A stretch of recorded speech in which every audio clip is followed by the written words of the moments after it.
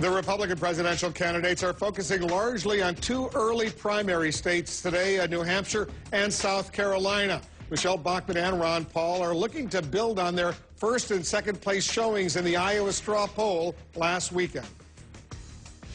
And joining us now from Manchester, New Hampshire, the Republican Congressman Ron Paul. He's a candidate for President of the United States. Congressman, thanks very much for coming in. Thank you, Wolf. Good to be with you. Thank you. At that last Republican debate, you really differentiated yourself from all the other Republican candidates, dare I say the Democratic candidate that would be the President of the United States as well, when you made it clear that on national security and foreign policy, you want to bring American troops home immediately from Iraq, Afghanistan, Germany, South Korea. Is that right? That is correct. And immediate, of course, can be qualified a little bit. You know, it takes a few days to get over there and pick them up. No, as soon as possible. The American people are with me on that. The majority respond in that manner. I don't think we can afford it anymore. I don't believe it's in our best interest to be there because I think it undermines our national security. So including Germany and South Korea, bring those thousands of troops home. Yeah, you know, the immediate benefit before you reorganized and decided how big the Army and Navy should be is just think of all those troops spending all that money back at home.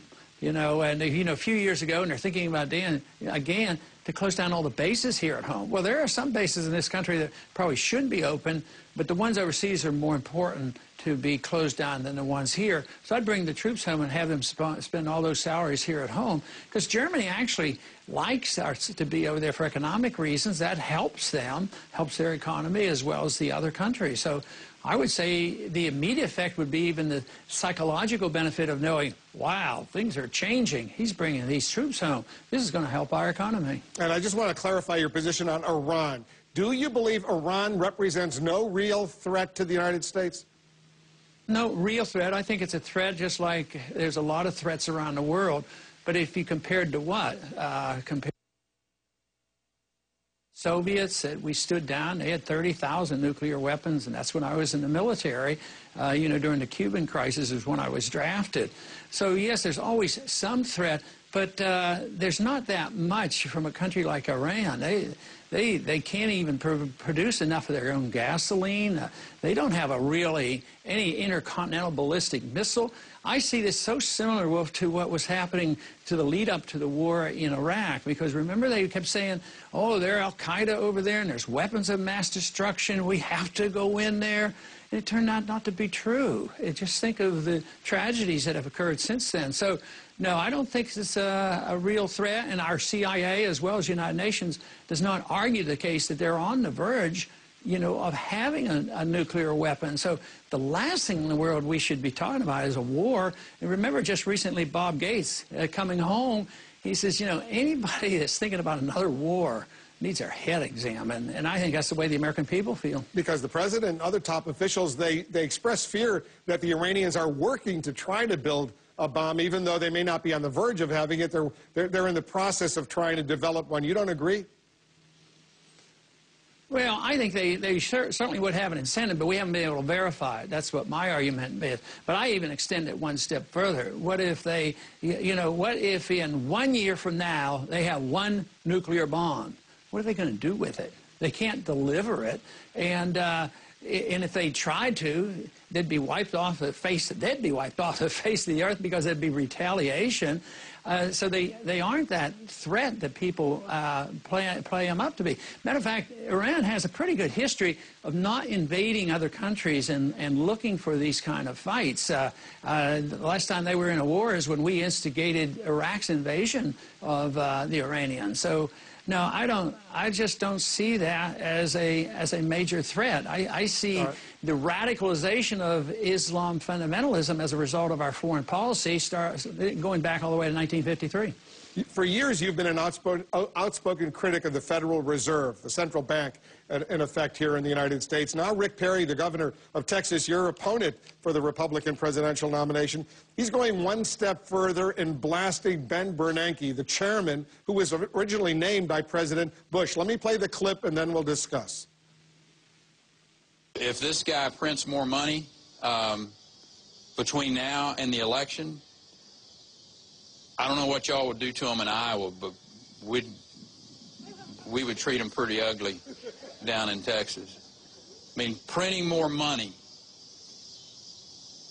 to play politics at this particular time in American history is almost treacherous, or treasonous, in my opinion.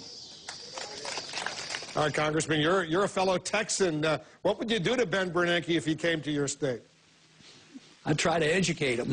I'd try to explain to him why he's embarked on a terrible course of history and that he's not going to be remembered well unless he changes his way.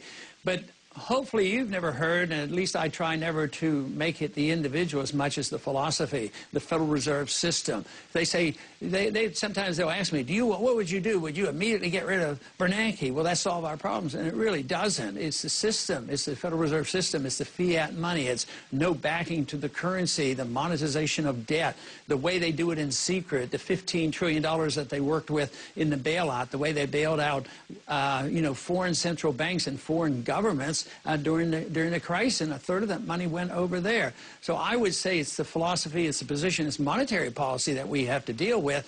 So he is not my target, even though I hopefully address it in a different manner when he's before the committee and try to ask him questions. Yeah. To expose what he's doing in running the monetary system. So did Rick Perry cross the line in talking about treason, talking about getting ugly? I mean, you know your governor. Tell me, is he temperamentally qualified to be president of the United States? Well, it may surprise you. I don't know the governor. I don't recall ever having met him. Really? No, I haven't met him. I didn't know he had an interest, and I don't know exactly what he's up to. So I just don't use that language. I would think that he wasn't being literal. I just don't believe that he believes that, but those words did come out of his mouth as you just revealed. But no, I think it's different. In politics, it's very easy to target somebody by name and target your opponents and talk about them specifically. In many ways, I try not to do that. It's hard for me to believe. He's been governor for 10 years, and he doesn't know one of the most distinguished members of the congressional delegation. But let me move on, because we're almost out of time. Has the national news media been fair to you? Well, a lot of other people say they have not been. What do you say? Well, I think candidates are, have this belief that they're never treated really fairly. But generally speaking, I would say it was really weird.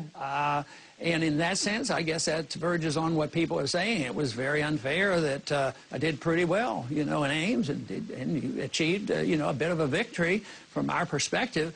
And then to have 5 networks not take any interviews, and then we had one major network on Monday morning that got canceled at the last minute. So it was different, definitely different.